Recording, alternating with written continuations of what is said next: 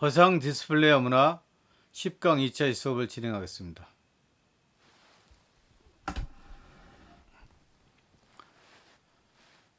오늘은 만다라에 나타나는 정인석 촬영 감독의 미학에 대해서 이야기를 할까 합니다.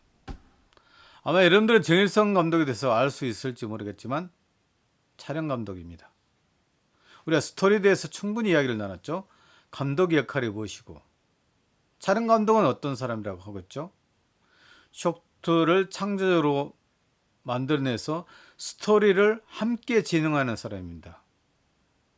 그래서 영화의 스토리는 연출자만이 진행하는 것이 아닙니다. 이렇게 촬영 감독과 협동해서 진행하는 것입니다. 보통 연출은 남편이라 하고 촬영 감독은 부인이라고도 하곤 그럽니다. 촬영은 무엇일까요? 우리가 기술적인 내용도 많이 알아야 되겠죠. 영화를 경험하기 위해서는 형식과 내용을 잘 알아야 된다고 계속해서 누누이 이야기를 했죠. 촬영도 영화적 언어의 한 종류라고 보시면 되겠습니다.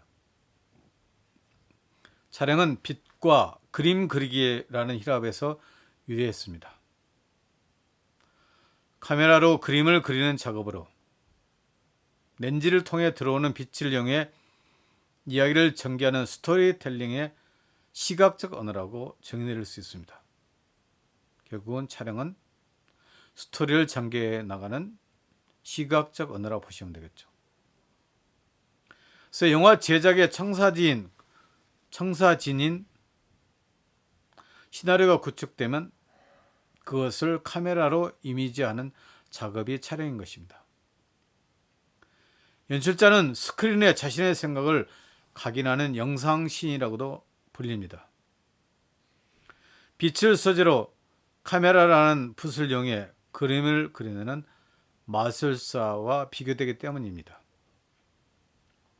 반면 촬영 감독은 시나리오 구조의 분석을 통해 작품의 성격에 따라 광선과 화질과 색채를 결정합니다. 시나리오에 맞는 일정한 미학과 내용을 형식화시키는 역할을 담당하므로 연출자 못지않게 중요합니다. 연출자는 영화를 제작할 때 자신의 의도나 생각들을 이미지로 잘 옮겨낼 수 있는 촬영 감독을 구하는 것이 통례입니다. 여러분들 임권택 감독 아시죠? 서편제, 화장, 다양한 춘향전, 취하선 등 100편의 작품을 넘게 찍었었죠. 101편 작품까지 찍었습니다. 지금은 동서대 임권택 영화예술대학의 석자 교수죠. 이런 임권택 감독과 정인석 촬영 감독은 천승세 영화 신궁 작업이 일정 연기되어 테스트를 하면서 카메라가 다른 팀에 넘겨갔습니다. 그로 인해 테스트를 거치지 않는 카메라로 촬영하는 바람에 전반적으로 포커스가 나가 불만족스러운 결과를 낳았습니다. 그러나 임권택 감독은 그것에서 불평을 하지 않고 정인석 촬영 감독이 잡은 카메라 앵글과 색, 조명 설계 등의 작업 방식에 매료되었습니다. 여러분들 꼭 정인석 촬영 감독을 한번 찾아보십시오. 정인석 촬영 감독은 변장호 감독의 을화도 촬영하였습니다. 당시 교통사고를 당했지만 쉬지 못하고 계속해서 촬영하다가 과로로 입원하기도 했습니다. 병명은 직장암이었는데 계속해서 무사히 수술을 마칠 수 있었습니다. 입원 중일 때 김성득의 소설 만다라 촬영을 임권택 감독님으로부터 제안을 받았고, 이런 와중에 병 중에서도 임권택 감독과 장소 헌팅을 하는 등 우여곡절 끝에 영화를 완성했습니다. 그 결과 수도승의 구도의 길을 타는 영화 만다라가 제20회 영화제에서 대종상을 받게 되었습니다. 그것으로 인해 임권택 감독이 예술감독으로서 자리매김하게 되었고 국내적으로 명성을 날리게 되었는 시금석이 되었습니다. 한국적 요소를 잘 표현한 서편제는 임권택 감독이 해외 영화제에서 주목을 받게 되는 계기를 마련해 주었습니다. 그것도 촬영 감독은 정일성 감독이었습니다. 해외 영화제에서 임권택 감독은 서편제를 기점으로 춘향전과 치화선 등도 주목을 받았습니다. 정일성 촬영 감독은 임권택 감독과 함께 만다라, 서편제, 춘향전, 치화선, 천연학 등을 함께 작업하며 한국 전통의 토착 문화와 자연 풍경을 연결시켰습니다. 영화는 우리가 프레임에 대해서 이야기를 지난 수업 시간에도 이야기를 했죠. 미장센이라는 이야기도 했었죠. 영화는 프레임이라는 공간을 통해 의미를 전달하는 매체이고 각종 렌즈를 사용해 프레임을 구성합니다. 렌즈는 광각 렌즈, 표준 렌즈, 망원 렌즈로 구분됩니다. 영화에서 렌즈의 사용은 촬영 감독의 미학적 선택에 따라 결정되지만 심도가 깊은 와이드 렌즈는 공간의 깊이와 많은 정보를 한 프레임 안에 담아내며 몇 개의 다른 장면을 만들어 공간을 다양하게 표현합니다. 망원 렌즈는 공간의 깊이를 얕고 평면적으로 만들 때 사용합니다. 광각 렌즈를 이용해 깊이감과 공간감을 3차원적으로 만든 대표적인 영화가 시민 케인입니다. 이 영화는 오선 웰스가 연출하고 그렉 톨랑이 촬영을 맡았습니다. 어린 케인이 바깥에 서 있고 안에서는 은행장과 어머니가 양자 입양을 위한 계약을 하는 장면을 연출합니다. 정경 앞부분, 중경, 후경이 심도 깊은 포커스, 원근법적 공간 구성으로 화면을 만들어내고 있습니다. 그렉 톨랑은 광각 렌즈를 사용해 모든 것에 초점이 맞는 딥 포커스 기법을 사용했습니다. 딥은 깊은 뜻이겠죠. 포커스, 모든 것에 포커스가 맞는다는 이야기겠죠. 이후 이 방법은 영화 문법의 요소가 되어 관습적으로 사용되기 시작했습니다. 광각 렌즈의 사용은 영화 만다라에서도 볼 수 있습니다. 만다라 오프닝 장면에서 점처럼 서서히 다가와 버스 형체로 보이다가 프레임 아웃되는 것이 그 예입니다. 카메라로 고정된 채로 롱테이크로 잡습니다. 이 기법은 스님이 가야 할 구도의 길이 무리하고 먼 길임을 잘 나타내는 장면이기도 합니다. 이처럼 이렇게 하나의 촬영을 통해서 상징적으로 그 의미를 표현할 수 있게 됩니다. 정일성 촬영 감독은 한국적 자연과 풍경을 작품의 주제와 연관시켜 한국인의 한이나 정서를 전개나갑니다. 서편제에서는 판소리에 느린 리듬을 맞추기에 카메라 움직임을 자제하고 5분 40초의 롱테이크 화면으로 표현하고 있습니다. 임권택 감독은 진도아리랑의 롱테이크 장면을 여전히 현실은 어둡지요. 내가 여기에서 보여주고자 한 것은 노래를 부르며 흥에 겨워하는 이들의 모습 속에 투영된 한국인들의 모습입니다. 암담하고 열악한 삶이지만 신명나는 노래가 가락을 통해 삶을 견뎌내고자 하는 모습을 상징적으로 나타내고 싶었습니다. 난 이것이 한국적인 것이라고 생각해요. 정인성 촬영 감독은 한국인이 걸어왔던 삶의 흔적과 처절한 생명의식이 담긴 한국의 자연을 시각화했습니다. 이 영화에서 한국인의 외환이 기재에 깔려있는 한국적 자연 풍경과 문화의 아름다움을 드러내고 있습니다. 임권택 감독은 자신의 인터뷰집에서 만다라를 본 많은 사람들이 풍경의 아름다움을 이야기합니다. 사실 이 영화에서 풍경이 아름다운 것은 풍경의 아름다운 느낌보다는 치열하게 살아가는 사람들 곁에서 삼라만상들에 서 있는 그 무시함에 있다는 생각을 해보았습니다.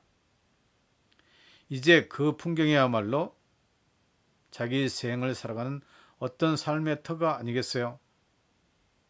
라고 말했습니다. 이런 임권택 감독처럼 정일성 촬영감독도 척박하지만 한국에서 가장 한국적인 것을 잡아내기 위해 많은 시간을 투자했습니다. 그는 연출자가 원하는 셔틀의 이미지를 찍어내는 탁월한 동반자였음을 알 수 있습니다. 자, 그렇다면 화면과 공간 구성에 대해서 한번 알아볼까요? 만달에서는 길이 자주 등장합니다. 길은 인생사의 단면이고 역사를 표현하는 하나의 상징물입니다. 영화에서 두 수도승이 고행의 길을 걷는 장면을 망원 렌즈로 클로즈업 했습니다. 포플러 나무가 질백에 늘어져 있는 국도를 걸어가는 장면은 초망원 렌즈로 잡았습니다. 정일성 촬영 감독은 미학적 선택을 위해 초망원 렌즈를 사용했지만 그 안에는 철학적 사상이 깔려 있습니다. 두 수도성이 움직이지만 움직임이 없는 것처럼 보이게 만들어 극적인 효과를 냈습니다. 해가 뜨면 광량이 세므로 해 뜨기 전 망원 렌즈로 심들을 얕게 만들어 구도의 길이 험난하고 멀다는 것을 상징화하고 있습니다. 영화적 내러티브는 공간과 시간 안에서 전개됩니다. 다시 말해 프레임이라는 공간 내에서 앵글이나 거리를 촬영 감독의 예술적인 스타일로 대상의 크기나 렌즈나 조명을 통해 화면이나 공간 구성을 하게 됩니다. 장면의 구도를 정하는 것은 촬영 기사의 기능입니다. 얼마나 많은 경험을 가지느냐에 따라서 이런 구도도 달라지겠죠. 얼마나 많은 미학적인 공부를 했을 때 연출자가 원하는 구도를 미학적으로 만들어낼 수 있겠죠. 그리고 촬영 기사는 스토리를 서술하는데 도움을 주는 피사체를 가지고 할 수 있는 일이 무엇인가? 라는 질문을 품고 구도에 임해야 합니다. 결국은 내 촬영한 게 내가 찍는 쇼트라든가 카메라 움직임, 카메라 워크, 조명들이 스토리를 서술하는데 도움이 주는가 안 주는가에 대해서 초점을 맞춰야 됩니다. 기술적으로 현란하게 했다는 것이 중요한 게 아니라 대본에 나타난 모든 것을 충분히 잘 표현해주는 바로 스토리 서술에 관심을 가져야 될 겁니다. 이것은 화면 구성은 단지 예쁘게 담아내는 것이 아니라 스토리텔링의 언어로 작용해야 함을 시사하고 있습니다. 촬영은 그냥 기술적으로 찍어내는 것이 아니라 스토리를 닮아내는 하나의 연기라고 보시면 되겠습니다. 어떻게 스토리를 닮아낼 것인지 생각을 해봐야 되겠죠.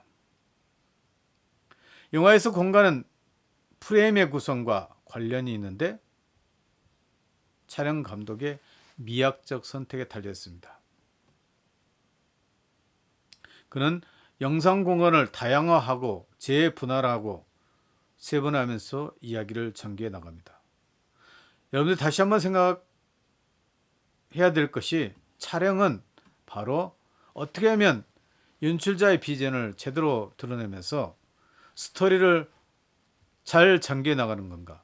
스토리에 맞는 촬영을 할 때 진정한 의미 있는 촬영이라고 볼 수 있게 됩니다. 정일성 촬영 감독은 만달에서 우리 동양에서 흔히 나타나는 여백의 미를 두면서 촬영을 선보였습니다. 화면에서 인물을 중앙에 두지 않고 화면의 뒤쪽이나 앞쪽에 여백을 두는 촬영을 스페이스 촬영이라고 합니다. 스페이스가 무슨 뜻이죠? 영어로 공간이라는 뜻이죠. 그렇기 때문에 넓게 2.3대 1로 잡으면서 이 공간에 있는 배경들을 충분히 소화하고 충분히 잘 살릴 수 있었던 것이 바로 이런 스페이스 촬영이라고 볼 수가 있습니다. 그는 이런 스페이스 촬영을 위해서 어떤 기법을 썼을까요? 우리가 심도가 얕아진다는 게 어떤 뜻이 있죠? 한 인물의 포커스가 맞고 주위가 배경이 포커스 아웃 될 수 있다는 것을 이야기하고 있죠. 그렇기 때문에 그 당시에는 조리개를 확 열어야 되겠죠. 그래서 인물에만 초점 맞고 주인은 날아갈 수 있는 것이 바로 이렇게 조리개를 이용한 스페이스 촬영이라고 보시면 되겠습니다. 그래서 스페이스 촬영을 위한 이에 최대한 조리개를 열어서 공간 입체감을 없애버린 겁니다. 평면적인 화면을 만들어냈습니다. 영화라는 것이 2차원적 공간을 3차원적으로 보이게 하려는 건데 또 이런 연초점에서는 그와 정반대로 2차원적 공간을 만들어내고 있습니다. 참 특이한 것이 영화라고 볼 수가 있죠. 그러면서 인간이 감정이 빠져들 수가 있고 주인공에 몰입할 수 있게 되는 겁니다. 영화는 프레임 내에서 빛, 칼라, 조명 등을 이용하여 극적 효과를 만들어내야 합니다. 극적이어야 되겠죠. 그래서 일상과는 다른 어떤 의미가 주어져야 된다는 겁니다. 촬영 감독은 시나리오에 맞는 이미지를 담아내면서 감독이 원하는 의도를 표현한 것입니다. 이러한 이미지를 담아내기에 적절한 광지를 선택하는데 만다라에서는 자연 조명을 사용하였습니다. 정인성 촬영 감독은 대상의 마음에 자신의 마음을 투영하여 장면의 참다운 아름다움이나 진리를 돋보이도록 만들어내려 노력하였습니다. 그는 광선 처리에 많은 시간을 할애하여 시나리오에 가장 적합한 광선과 광지를 찾아내어 한국의 아름다운 정서를 좁은 화면에 옮기게 했습니다. 여러분들이 정인성 촬영 감독의 어쨌든 촬영 미학을 보게 된다면 한국의 자연이 이렇게 아름다울까 하는 생각에 저절로 감탄이 튀어나오게 될 겁니다. 여러분들 꼭 만다라는 영화를 보십시오. 만다라는 어쨌든 구도여성들의 고난의 길을 묘사하고 있습니다. 그래서 어떤 이렇게 돌을 닦는 과정이라고 보시면 되겠죠. 정인성 촬영 감독은 피카소의 청색 시대와 비슷한 철학을 가지고 만다라를 촬영했습니다. 피카소는 청색 시대에서 색조 어둡고 우울한 것을 사용하여 인간의 슬픈 면을 다루고 있습니다. 그래서 인간의 슬픈 면을 다뤘던 시대가 피카소의 청색 시대라고 볼 수 있습니다. 그가 사회의 아웃사이더인 거지나 알코올 중독자와 병든 사람들의 슬픔과 우울을 다루었듯이 정일성 촬영 감독도 만다라에서 색을 하나의 저항 수단으로 사용했습니다. 두 수대성의 고행이나 자제를 나타내기 위해서 모노톤의 묵화와 같은 색을 통해서 독재 정권에 신음하는 우리 민족의 아픔을 표현했던 것입니다.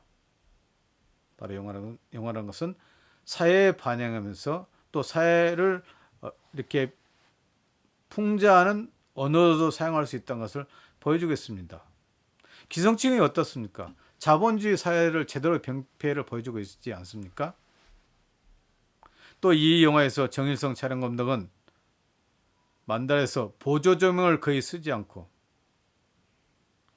키라이트는 어떻게 하냐면 거기 보시면 태양빛이 쏟아지죠. 태양빛 하나죠. 그렇듯이 키라이트라는 것은 주조명이라고 해서 쉽게 말해 태양빛이 하나 쏟아진다 생각하시면 될 겁니다. 이렇게 키라이트만을 사용해 강한 콘트라스트의 화면을 만들어냈습니다.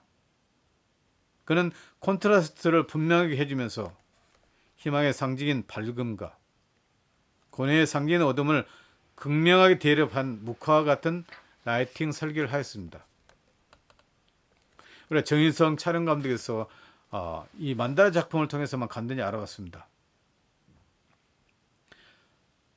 결론적으로 정일성 촬영 감독은 만다라에서 한국 산수 전경을 통해 한국적 시각화를 시도해 촬영의 미학과 철학을 선명하게 나타냈습니다. 자신만의 독자적인 철학으로 화면 구성과 조명, 색 설계를 하게 되었습니다.